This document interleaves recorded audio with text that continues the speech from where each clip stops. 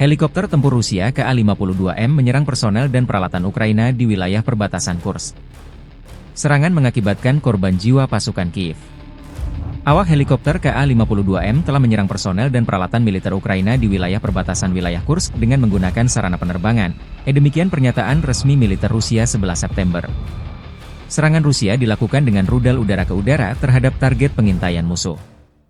Menurut laporan, personel dan peralatan militer Ukraina hancur. Jumlah korban personel Volodymyr Zelensky belum dihitung. Klaim Rusia ini belum diverifikasi secara independen.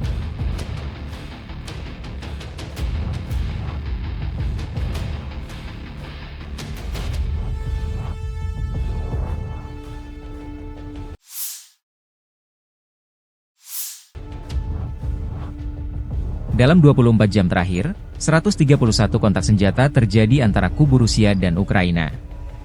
Pasukan penerbangan dan rudal serta artileri angkatan bersenjata Ukraina melancarkan 10 serangan di area konsentrasi personel dan rudal anti-pesawat, menghantam pos kendali, 8 sistem artileri, sebuah perangkat peperangan elektronik dan satu lainnya objek penting pasukan Rusia. Ada 13 serangan Rusia di arah Kupiansk. Pasukan pertahanan Rusia menghentikan serangan Rusia di dekat Shinkivka, Lushkivka, Lozova dan Petropavlivka. Di arah Limansky, pasukan Volodymyr Zelensky berhasil menghalau 20 serangan Rusia di wilayah Druzhlyubivka, Verdochlibovo, Nevsky, Makiivka, Novosadavo, dan Torsky. Staf Umum Angkatan Bersenjata Ukraina merilis rekaman pekerjaan tempur Brigade Mekanis terpisah ke-30 menghancurkan posisi Rusia di garis depan. Konflik Rusia memasuki tahun ketiga belum ada tanda-tanda perdamaian.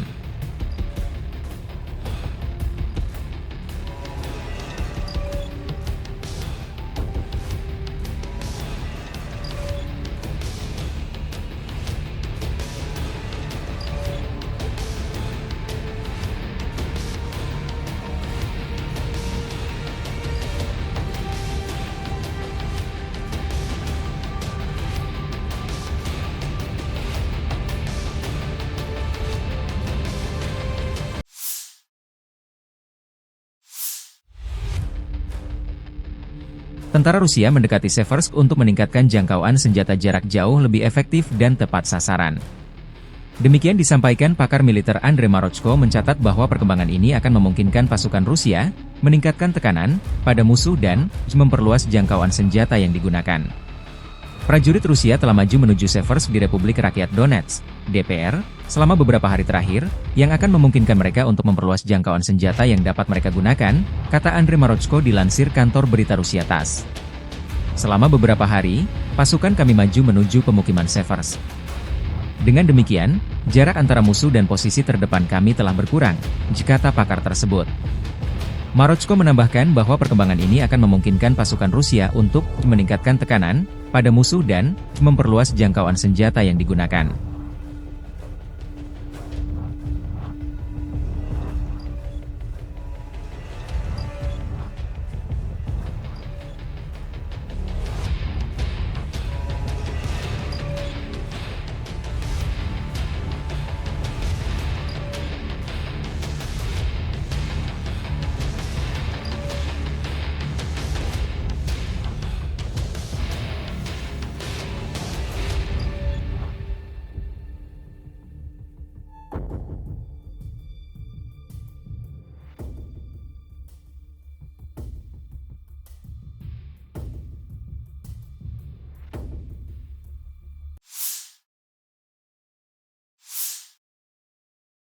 Staf Umum Angkatan Bersenjata Ukraina melaporkan pada 11 September, militer Rusia total kehilangan 628.930 tentara sejak dimulainya invasi skala penuh ke Ukraina pada 24 Februari 2022. Jumlah ini termasuk 1.140 korban yang diderita pasukan Rusia selama sehari terakhir. Menurut laporan tersebut, pasukan Vladimir Putin juga total kehilangan 8.642 tank, 16.938 kendaraan tempur lapis baja, 24.388 kendaraan dan tangki bahan bakar, 17.936 sistem artileri, 1.182 sistem roket peluncur ganda, 943 sistem pertahanan udara, 368 pesawat terbang, 328 helikopter, 14.990 pesawat nirawak, 28 kapal dan perahu, dan 1 kapal selam.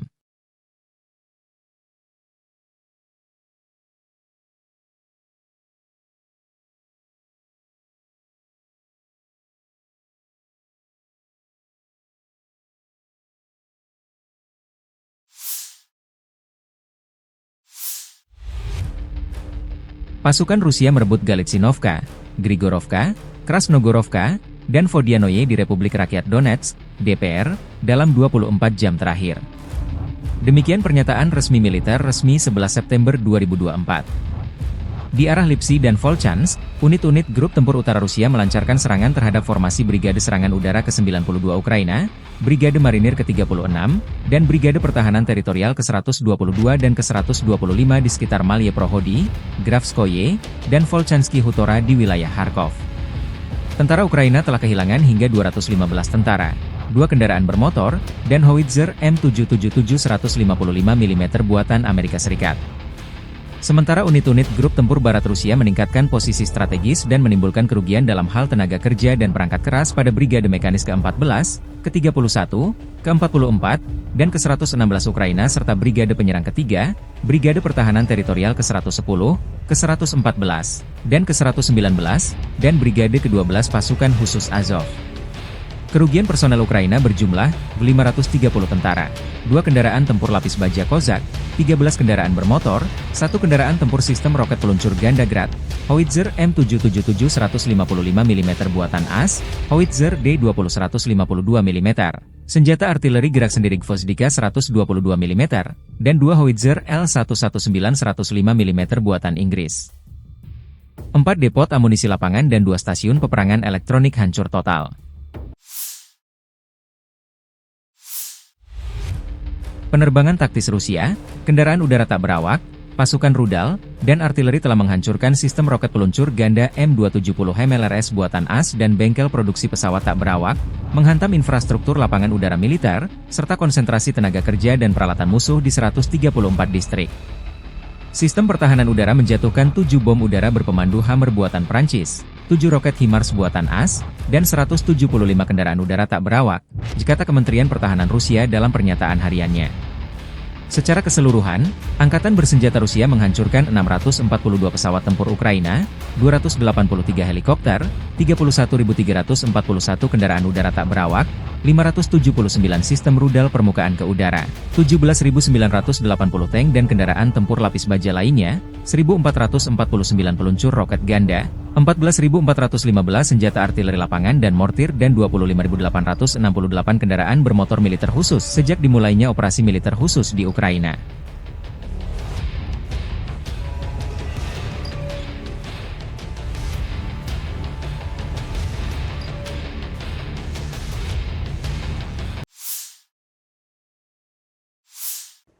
Дорогі українці і українки, головне за сьогодні – доповіді розвідки, ГУР та Служби зовнішньої розвідки. Детально щодо наявних для України можливостей, а також загроз. Ми бачимо, які кроки планують в Москві. Ми будемо діяти відповідно саме так жорстко, як це треба заради України. І я хочу сказати зараз усім в світі, хто досі хоче якось там допомагати Путіну. Ми все зробимо не просто для захисту своєї держави і людей, а для реальної консолідації світу заради сильних відповідей на розпалювання війни чи будь-яку спробу війну продовжувати. Абсолютний наш пріоритет – це справедливий мир. І на кожну ракету, на кожен дрон, і на всі ворожі кроки, на кожну спробу зробити цю війну довшою і жорстокішою неминуче буде відповідь світу. Ми забезпечимо необхідну єдність світу, як би це не було нам складно. І сьогодні офіційно представив я нового міністра закордонних справ України Андрія Сибігу. Зокрема, це буде одним з його основних завдань зараз – переналаштувати систему української дипломатії таким чином, щоб ми з партнерами могли значно активніше реагувати на виклики. Україну мають повністю розуміти в усіх країнах-партнерах, зокрема в Європі. Україні потрібні значно більш змістовні відносини і співпраця, ніж є зараз із країнами Латинської Америки, з країнами Африки, Азії. Ми маємо реалізувати увесь потенціал стратегічних відносин зі Сполученими Штатами і з усіма країнами, які є ключовими для своїх регіонів, але які ще не мають стратегічних відносин з Україною. Нам потрібен дійсно стратегічний рівень співпраці. І дуже важливо не лише не втрачати вплив на міжнародних майданчиках, але й активніше захищати інтереси нашої держави, наших партнерів і міжнародного права загалом. І це стосується інституцій ООН та всіх інших організацій, які можуть допомогти нам додати Україні стійкості та наблизити справедливий мир. І дійсно справедливий. Серед ключових пріоритетів року – другий саміт миру, а отже, максимально активна робота з усіма нашими партнерами в групах щодо пунктів формули миру і щодо спільного погляду на завершення війни. Я дякую всім в нашій українській дипломатичній службі, хто вже саме так працює заради пріоритетів нашої держави. І кожен, хто не дотягує до цього рівня, має вирішити, чи дійсно варто йому бути в системі МЗС. У цей жорсткий час війни українські дипломати не можуть собі дозволити легковажити. Ще одне. Сьогодні була доповідь головкома Сирського. Я дякую всім нашим воїнам, які тримають фронт на Покровському напрямку, які тримають Курахівський напрямок, які дійсно зберігають наші позиції. І ми наближаємо кроки партнерів, які можуть допомогти зараз. Головне – це рішучість. Рішучість українців більш ніж достатня, рішучість партнерів має стати значно далекобійніше. Також працюємо щодо логістики, вчасного постачання оголошених пакетів підтримки. Кожен день – це завдання, кожен день – це максимум зусиль. І обов'язково здолаємо окупанта. Дякую всім, хто допомагає. Слава Україні!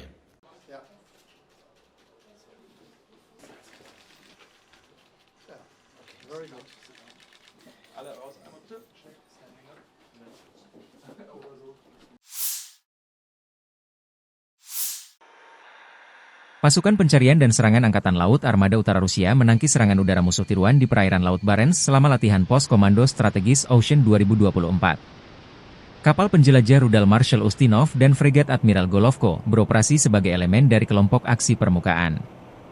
Jet tempur kapal Su-33 dan MiG-29K dilibatkan sebagai musuh tiruan yang bertempur melawan kapal-kapal tersebut. Mereka meniru serangan terhadap kapal-kapal tersebut dari ketinggian dan arah yang berbeda.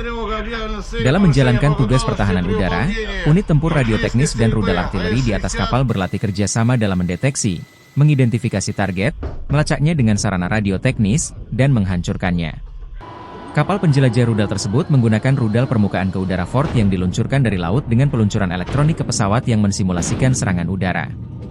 Baterai Rusia yang terdiri dari senjata Angkatan Laut AK-130 multikaliber dan sistem senjata jarak dekat AK-630 terlibat dalam simulasi ancaman udara. Fregat tersebut menembakkan sistem artileri A-192M, sistem senjata jarak dekat Palash, dan sistem rudal pertahanan udara Polimen Terdut ke target udara simulasi.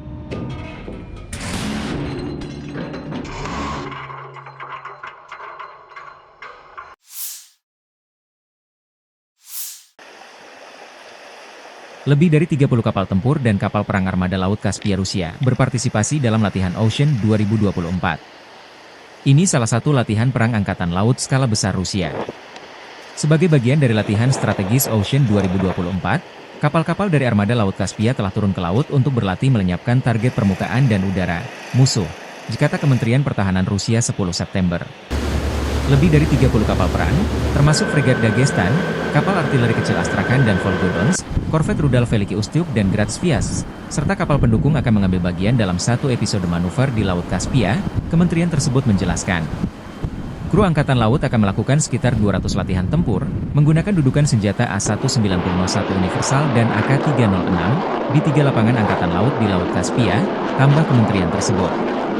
Latihan ini, yang dilaksanakan di Samudra Pasifik dan Arktik, Laut Mediterania, Laut Kaspia, dan Laut Baltik, melibatkan lebih dari 400 kapal perang, kapal selam, dan kapal pendukung, lebih dari 120 pesawat tempur dan helikopter dari Angkatan Laut dan Angkatan Udara Rusia, sekitar 7.000 persenjataan, peralatan militer dan khusus, serta lebih dari 90.000 personel.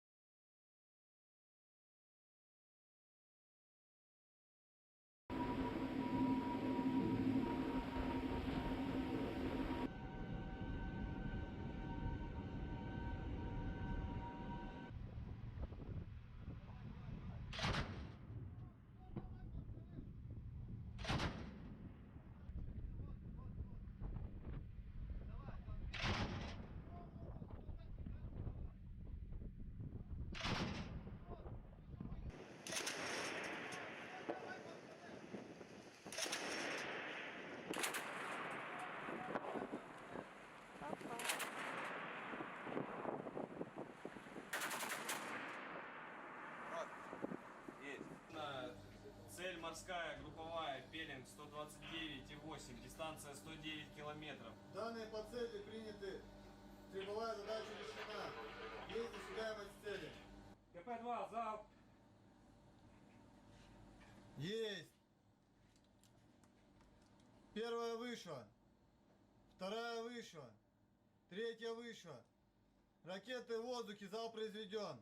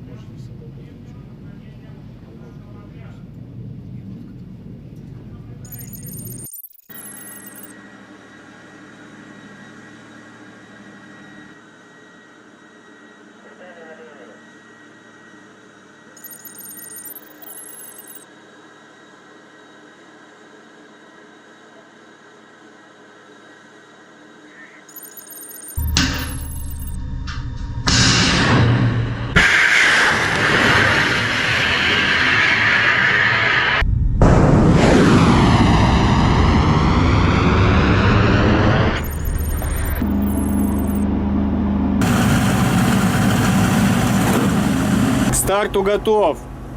Есть. Управление залпом. Есть задействовать залп.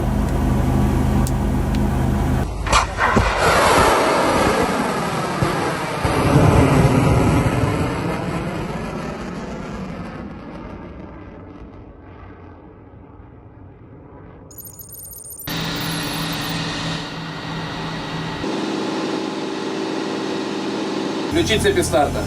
Цепи старта включены. Стрельба безопасна. Принял. Третий старт. Есть старт.